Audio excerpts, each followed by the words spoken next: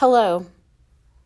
We've received notification from the FCC, or Federal Communications Commission, as well as from FEMA, the Federal Emergency Management Agency, and we'd like to share that notification with all of you today. Please be aware that on Wednesday, October 4th, at approximately 12:20 p.m. Mountain Standard Time, there will be a text message sent out. Both the FCC and FEMA wants to ensure that all individuals with mobile devices can access emergency messages, including those with individuals with disabilities.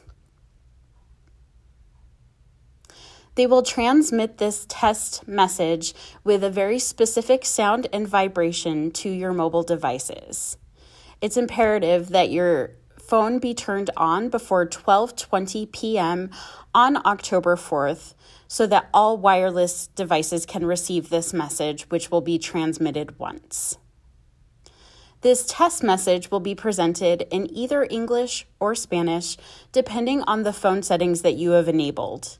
Please watch for that message to appear at that date and time.